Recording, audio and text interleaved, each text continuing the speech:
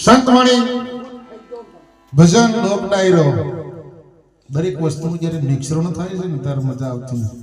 સંતવાણી જો કદાચ એકલી રે આવી સભા હોય એમાં સંતવાણી જોઈએ. કારણ કે પવિત્ર પોનસાડી તમારા વાધોડા ગામની અંદર અમારા શ્રી નટવરભાઈ ખરેખર સમાજમાં નામ મોટું છે કે અમારા કઠવાડા સુધી બધા ઓળખે છે. અને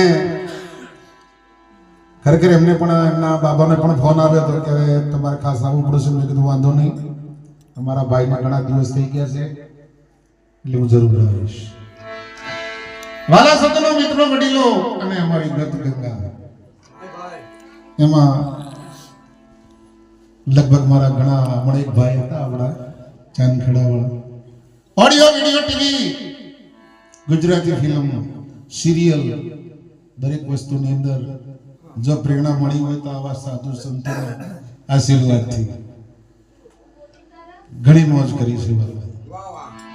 અને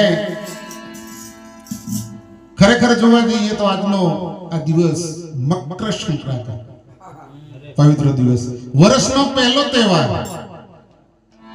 જેમ કે આપણે દિવાળી ગણવી હોય તો ગણી શકાય. એમાં અમારા નટવરભાઈનો નવો દેશ નવા મકાનની અંદર જોગી આવા સંતો ભક્તો મહાન પુણ્યશાળી ગામની અંદર દૂર દૂરથી પધાર્યા હોય, સંતવાણી થતી હોય, લોક ડાયરો થતો હોય તો વાલા સજનો પરમાત્માની જરૂર આવવી પડે. બાપુએ હમણાં વાણી કરી, હમણાં પેલા ભાઈ ઉડલા વાળા પણ ગઈ ગયા.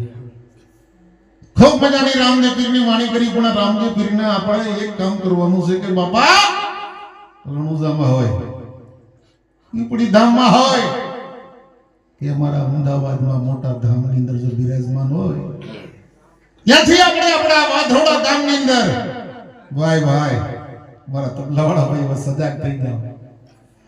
કારણ કે આ દેશની અંદર ભગવતી માં જોગમાયા એમની કુળદેવી પીર રામદેવ પીર બાપા ખેલ બ્રહ્માંડનો નાથ જેને કહેવામાં આવે.